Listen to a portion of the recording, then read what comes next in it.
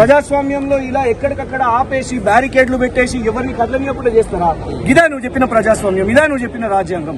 నువ్వు చెప్పినావు కాబట్టి మేము చేస్తున్నాం. నువ్వు మాకు ఆ హక్కు ఇచ్చినావు. అయ్యో గొప్ప రేవంత్ రెడ్డి గారు, ఏమీ ఫీల్ గారు ప్రజాస్వామ్యంలో పూర్తిగా నిరసన తెలుపొచ్చు అని ఇవాళ నిరసనగా దిష్టిబొమ్మ తగలబెట్టింది. విచారణ అక్కడ అనేది అర్థం కాకుండా ఈ రోజు పోలీసుల మోహరింపున్న తెలంగాణ భవన్ దగ్గర గాంధీనగర్ లో మరి వారు ఎక్కడికి వస్తారు?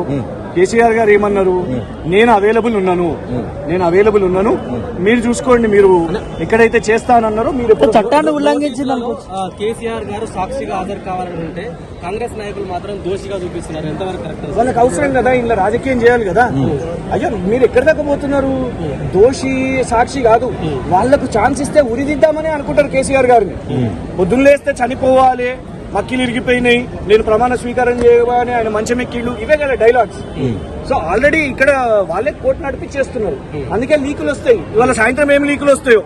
కేసీఆర్ గారు కూడా చెమటలు పడ్డాయి, కేసీఆర్ గారు కూడా నీళ్లు తాగుతున్నారు. ఇలాంటి చిల్లర లీకులు ఇవాళ కూడా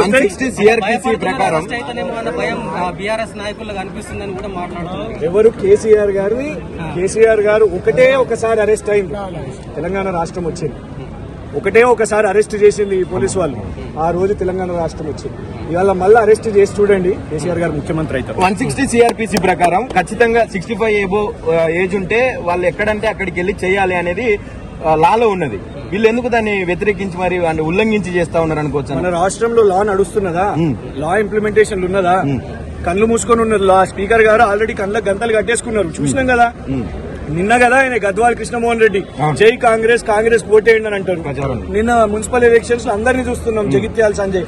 ఆఖరికి కాంగ్రెస్ బీఫారం నుంచి నిలబడ్డ దానం నాగేందర్ కూడా నేను బీఆర్ఎస్ అని చెప్పబట్టి లాని చింపి ఎక్కడో పెట్టేసుకున్నారు వీళ్ళు. ఇలా రాహుల్ గాంధీ గారు సిగ్గు తెచ్చుకోవాలి.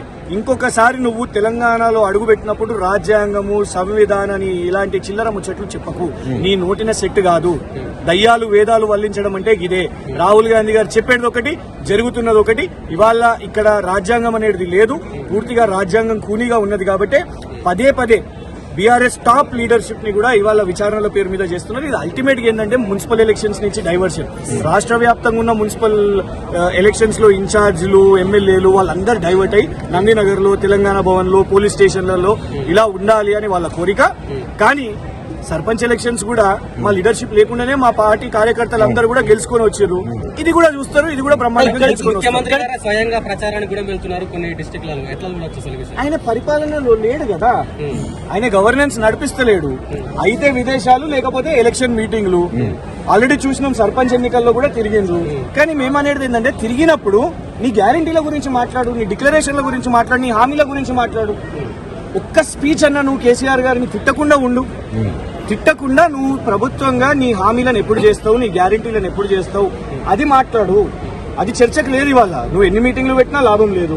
అని ఎన్ని సమావేశాలు చేసినా కూడా, ఏది చేసినా కూడా టూరిస్ట్ లాగా పరిస్థితి ఉన్నది. ముఖ్యమంత్రి గారు తెలంగాణలో ఉన్నారా, బయట ఉన్నారా, ఉంటే ఏ దేశంలో ఉన్నారు, లేకపోతే ఢిల్లీలో ఉన్నారా, ఎక్కడున్నారు అనేది తెలియాలి. ఆయనే అన్నాడు కదా, నేను 24 గంటల్లో ప్రతి గంట పనిచేస్తున్నాను. గత వారం నుంచి తెలంగాణకి ఏం ఉరగబెట్టి చెప్పండి. దావోస్ నుంచి ఏం పట్టుబడులు వచ్చినాయో చెప్పలే. ఎందుకంటే వస్తలేవో, అవన్నీ బోగస్ కాబట్టి మనం లెక్కన్ని బయట పెడుతున్నాం. అందుకే వీళ్ళు ఎక్కడ తీస్తారు అనేసి ఈసారి కొత్తగా ఏం చేసిందంటే పెట్టుబడుల గురించి చెప్పలేదు. అట్లా యూకే ప్రైవేట్ జెట్ లో పోయిందండి. మేము సూటిగా అడిగినాం, 3 రోజులు నువ్వు ఎక్కడున్నావు, తుమ్మినా దగ్గినా నీ ఫోటో పడాలి. నువ్వు అక్కడ ఏం క్లాసులు నేర్చుకున్నావో తెలియదు, కానీ అక్కడ ఉండోళ్ళతో ఫోటోలు దిగి పెట్టినావు. కానీ 3 రోజులు 22 డావోస్ నుంచి 25 ప్రైవేట్ జెట్లు పోయిన వ్యక్తి ఎందుకు ఒక కాంగ్రెస్ కార్యకర్తను కలవలేదు? అక్కడున్న యుఎస్ కాంగ్రెస్ వాళ్ళందరూ ఆశ్చర్యంగా ఉన్నారు. ఎందుకు ఈయన కలుస్తలేడు, ఎందుకు ఆ ప్లాజా హోటల్లో ఎవరితో ఉన్నాడు, ఏం చేస్తున్నాడు అనేది వాళ్ళకు ఆ పూర్తి అనుమానాలు ఉన్నాయి. 3 రోజులు ఒక ముఖ్యమంత్రి కనబడకుండా ఉండడం, ఎక్కడున్నాడో తెలియకుండా ఉండడం. పొద్దున్న లేస్తే మమ్మల్ని అంటూ, మా కేసీఆర్ గారు నీలాగా విదేశాలు తిరిగారు, ఇక్కడనే వారి నియోజకవర్గంలోనే ఉంటారు. కానీ నువ్వు విదేశాల్లో ఉండి సడన్ గా అయోమయం ఇట్లా గాయమైపోతే ఏం జరుగుతుంది అనేది ఆలోచన.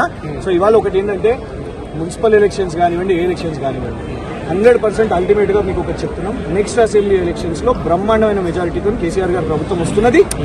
అయితే ఒకటే ఇప్పుడు ఆలోచించుకోవాలి, ఏం చేసిండని.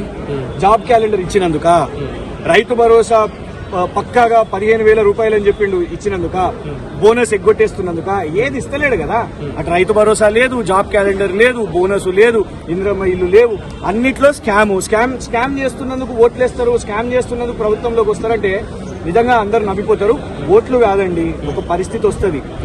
వాళ్ళు పెద్దలు ఒక ఎమ్మెల్యే గారు చెప్పారు, ఎండ్ల లక్ష్మి గారు అనుకుంటా, ఎండ్ల లక్ష్మీనారాయణ రెడ్డి గారా, మహబూబ్ నగర్ ఎమ్మెల్యే. వారు ఏమన్నారు, నాకు తిరగడానికి సిగ్గేస్తున్నది, 1,00,000 రూపాయలు కూడా ఖర్చు పెట్టలేనని అన్నారు.